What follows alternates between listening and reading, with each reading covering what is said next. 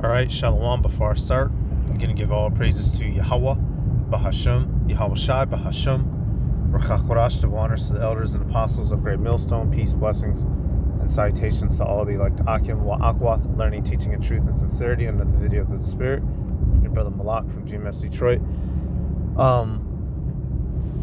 There's always, why is it that these particular group of people are always behind, some sort of malevolency, right? Meaning evil doing. And you should know who I mean when I say these people. Them people over there in the land, they control a lot of what's going on in the world. Why? Because they're the Amalekites, right? And actually, I want to start. Then we'll get some clips. I'll get it out of Numbers, actually, make life easier. Numbers 24. It was prophesied that they would have a certain position in the world. And let's see what that position is. Numbers 24 and 20, it says, and when he looked on Amalek, it's talking about Balaam, right? He was seeing a vision. And when he looked on Amalek, he took up his parable and said, Amalek was the first of the nations, but his latter end shall be that he perish forever. So these people, the Amalekites, which is the head tribe of Edom, it says that they're the first of the nations. Let's see what that term means. Look at the word first.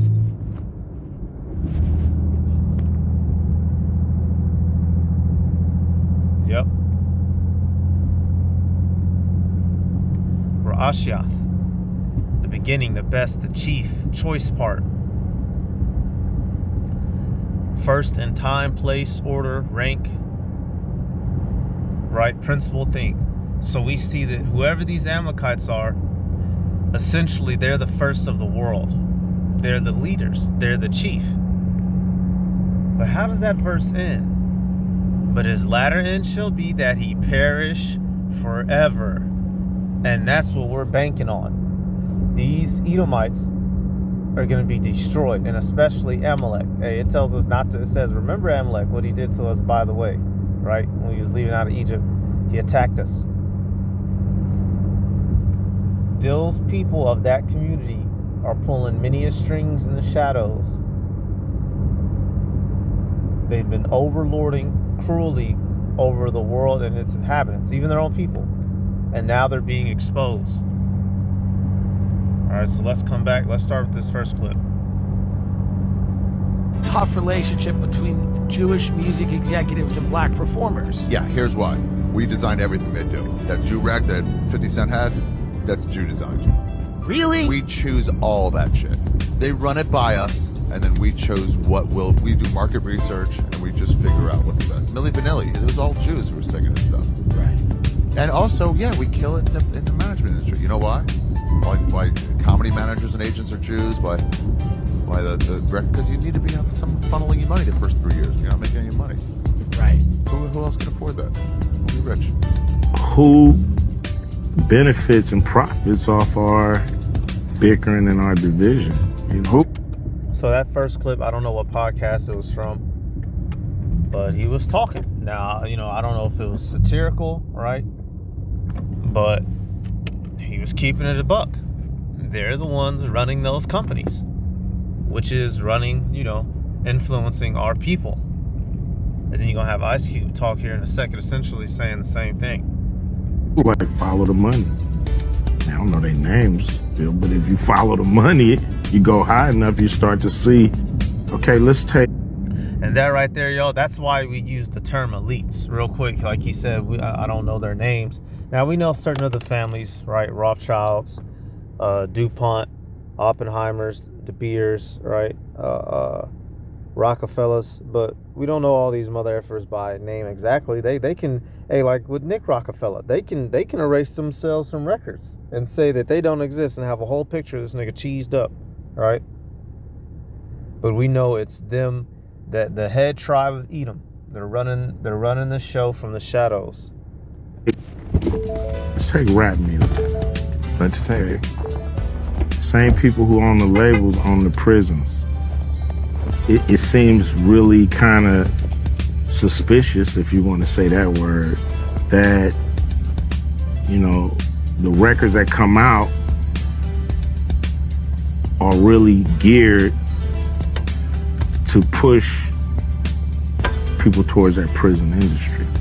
There are some midrashim that say that the curse of Ham, or Canaan, let's say, Canaan, was blackness. That he was cursed, that his descendants will be black, and that was a sign of stigma. And there were those, and I have to say, unfortunately, even some Jews, who in the United States before the Civil War, used the curse of Ham as a justification for the enslavement of African Americans. They said, hey, black people are supposed to be slaves, black people are supposed to be inferior, and they pointed out to the curse of Ham. But these were Jewish people owning the land. They were the majority. They were the merchants. They were the traders. They knew how to hook up with their brethren in the north. And it's funny, you know, this is coming out more recently, that they had a lot to do with the slave trade, quintessentially. So how about that? Even though Farrakhan is a sellout, I guess he wanted to speak a little bit of truth right here. And they would send raw cotton to the mills in England, in Manchester, Leeds, and Bristol, and the British would turn it into cloth and then sell it all over the world. The Rothschilds became rich from cotton. The Lehman Brothers became rich from cotton in Alabama, then moved to New York and Wall Street. I know the truth, and somebody gotta tell it or die trying. There seems to be a tough relationship between So, somebody got to tell the truth. Jewish music. Let me play another one. Give me 1 second, y'all. Where's that clip at? Where's that clip at? You know, so he said all of what, you know, they said all of what they said, right? Now, if you want to say, oh, well, those are some skeptical sources. Oh, well, okay, this guy's not. How about that? I was a slave owner. Slaves, one female, age 4, mulatto, one female, age 17, mulatto. Oh, Professor, I'm so sorry. You don't sound sorry, but we'll take care of that at the return of our Lord. You know, so these folk have been pulling strings, y'all. Come to find out, they've been pulling a lot of strings. Meaning, and you know, that's a term, they're in control of the happenings of modern day society. Although you may not see it, although you may not think it, that's what's going on. And are they running the world properly? No. They're running the world into the ground. Why? Because they are evil. Like my nigga said in SpongeBob. What was it? It was, what's his name? Some Barnacle Boy and fuck. I forget the Mermaid Man and Barnacle Boy, goddammit. Evil. Micah 2:1. It says, woe to them that devise iniquity and work evil upon their beds. When the morning is light, they practice it because it is in the power of their hand. They have the power. Who can stop them? Nobody. So they do it. They destroy the body and the minds of the people because they've been given governance over the world. Now, if a righteous person isn't going to do this, if you make them the leader, they're going to try to lead everybody the best way that they can to make life ideal for everyone. But these people are not righteous. With their power, they misuse the people, and especially us, the Israelites. They have put us in a position to where we're in a constant state of sin and suffering. If you didn't know any better, you would think that these things just happen randomly and it is what it is. But no, this is a purposeful plot and plan by your enemy to make your life a living hell. Verse 2. And they covet fields and take them away, and houses and take them, and they covet fields and take them by violence, and houses and take them away. So they oppress a man in his house, even a man and his heritage. And that's what they do. Putting hell on you and your descendants until further notice. And that's what this man is doing, y'all. All these things that they do, it's bigger than just money. Although, money is used in this world to have power, but it's bigger than money. They literally just want control over everything of the earth. And the ultimate form of control, which is soon to be declared, very soon, right? The MOTB, that's the final nail in the coffin, the accomplishment of what they're trying to do on the earth. These are not good people. They're not noble people. They're not honorable people. They're not, don't feel sorry for them, right? They came up with that whole set of the events for that whole thing that happened in World War II, right? In which it didn't happen the way that they teach it in schools officially. And they used that as their excuse to get into the land in 1948, right? With the help of America and Britain. And still draining some of your tax dollars go to the Amalekites, to the Steins and Bergs. How about that? And as with the next clip I'm about to play, that dickhead Charlie Kirk, he goes on to make a statement, and the young Jake was getting on him. So where's that? Right here, bingo. How did the Holocaust impact Jews? They're doing pretty well. Well, because they got reparations, we didn't. How? What reparations did the Jews get? Yeah. He said, how? What do you mean, dummy? They literally got straight up money. And, when this guy was alive, he used to try to go around and pick on young Jake at colleges, which, a lot of young niggas are stupid. Even though they're in college, they're completely indoctrinated, so they weren't equipped with the proper understanding to debate him. But that Jake caught him right there. And so this dude about to actually back it up. Got tens of millions of dollars, billions in today's monies from Western Germany. Reparations that are still being paid today. What an incredibly stupid point. Whole internet should stand as evidence that Charlie Kirk was a horrible, incompetent right-wing propagandist that was backed by oil money as the main reason, and almost singular reason, he was successful. How did the Holocaust impact? So right, he was a tool being used, and when it was time for him to be discarded, he was discarded. And towards the end of his tenure, he was starting to want to come up against Amalek, if you're familiar with his content. And so they got him up out of there. Same thing they did to MLK. It's a common thing. Amalek, he'll sign you on board for a minute, and then when you start to become aware of how he gets down, and if you ever voice your opinions publicly, you tend to no longer be here. But hey, that Jake was right. They receive reparations, and then it's funny. That's one of the big talking points for so-called, Negroes, Latinos, and Native Americans in this country. We should receive reparations. They ain't giving us reparations. Why? Because it could turn us into a superpower. If everybody balances that check out, then it would put you on equal and or above playing grounds. So of course they're not going to give it to us.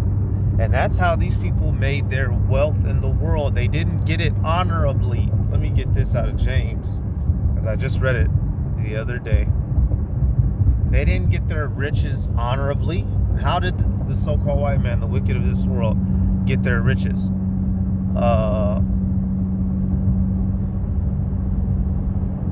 Right here, I'm going to start at verse 1. It says, "Go to now, ye rich men, weep and howl for your miseries that shall come upon you. Your riches are corrupted, and your garments are moth-eaten." So his wealth, his power is decaying. Esau Edoms in general. Which, you can apply this to any, evil, wealthy person as a whole, but aiming this at the Edomites and Amalek specifically, the tiny tops. They've done all this evil to gain all this power, and now their grip, their stronghold on the world is beginning to crumble. Verse 3 says, your gold and your silver is cankered, and the rust of them shall be a witness against you, and shall eat your flesh as it were fire. Ye have heaped treasure together for the last days. Right. And the very evidence of them things existing shows, you know, you did evil to get it. For them to become wealthy and powerful, our blood was shed. And for that, their empire is going to be completely destroyed. And how is it going to be destroyed? By fire. How about that? Burnt up. Verse 4, behold, the hire of the laborers who have reaped down your fields, which is of you kept back by fraud, crieth. And the cries of them which have reaped are entered into the ears of Yahweh of Sabaoth, or Lord of Sabaoth, which is the Lord of armies, Tazabah, right? Yahweh Tazabah. We are the laborers who built this country up, who gave these devils their power through our backs. And our cry is heard of Yahweh Bahashem Yahushai. And the events are being set into motion that will cause the collapse of this man's empire for his wrongdoings towards us, y'all. So now they all on camera crying and complaining. Well, fuck them. You wasn't crying and complaining when you was taking advantage of us. You wasn't crying and complaining when, you know, when our backs was being opened up by whiplash. But now you're crying and complaining because the spotlight is on you. So now they're rushing and hurrying shit up. Verse 5 says, ye have lived in pleasure on the earth and been wanton. Ye have nourished your hearts as in the day of slaughter. Ye have condemned and killed the just, and he doth not resist you. Right? So there's going to be a payback for this, y'all. They done everything wrong, wicked, and evil under the sun with their power. They haven't been ruling justly or good. Come back here. How? There's another clip I wanted. Where's it at? Oh, bingo. Okay.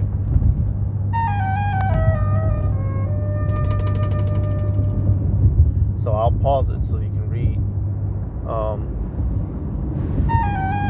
Right here it says, them people, them J's, people are eating cleaner food than you at the same grocery store, and you're paying the same price. Walk into any Walmart, Target, Kroger, and you'll see items with a little K or U symbol. That's kosher certification. Most Americans ignore it. Bingo. So come to find out, y'all, you go to the store, we're buying the garbage that's poisoning us, and they have special systems to mark what's good for them. But wait a minute. Don't y'all care about everybody? What about love thy neighbor? Ain't you supposed to treat everybody how you want to be treated? All that good shit?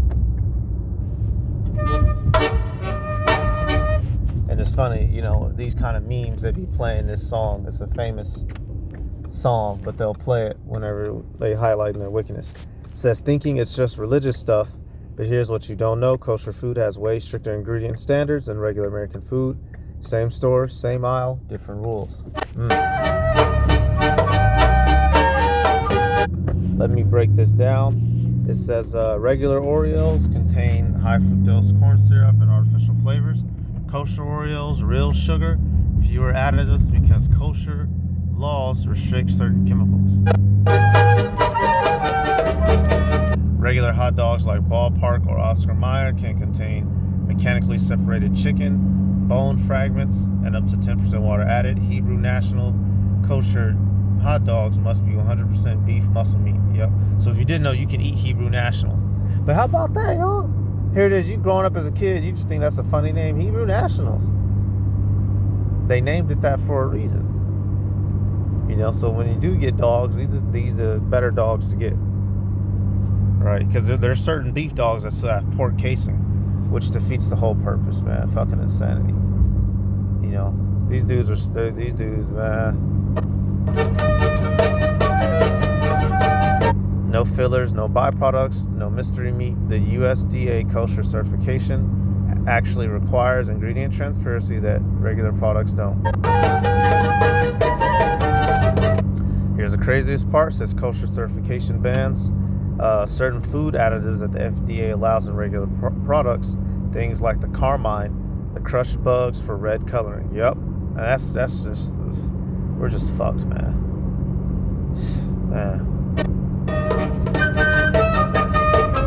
certain gelatin sources, and some emulsifiers, kosher chicken can't be chlorine washed like regular American chicken. It goes through a salt brining process instead.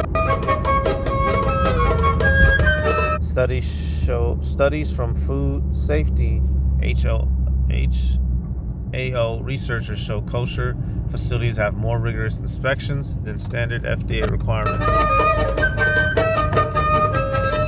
So yeah, there's cleaner food sitting right next to the garbage you're buying, same price, sometimes cheaper, but nobody told you to look for that little symbol. Now you know, you're welcome. So why? Because these people are demons, y'all. They want us to be poisoned and broken, right? While they're doing better than you right next to you. And that's something a deceiver would do. Pretend like they're your friend, pretend like they care about you. Here it is. They'll open up a store in your neighborhood and it's poisoning everybody that goes to it. Meanwhile, they're getting the good stuff. Hey, all the fingers are pointing at them. They're being exposed and they don't like it. So now, you know, they're running a scorched earth type of campaign. Burn everything. Burn all the evidence. Burn all the people that speak up against us. But Yahweh Bashim Yahushua is revealing the truth of these things. So it's going to work out to our favor in the end, y'all. You know, just had these couple of videos. Wanted to highlight all this. Hey, with that, give all praises to Yahweh Bahashim Yahushua Bahashim. The honors to the elders and apostles of Great Millstone. Peace, blessings, and salutations to all the elect Akim. Wa'akwath, learning and teaching in truth and sincerity. Shalom.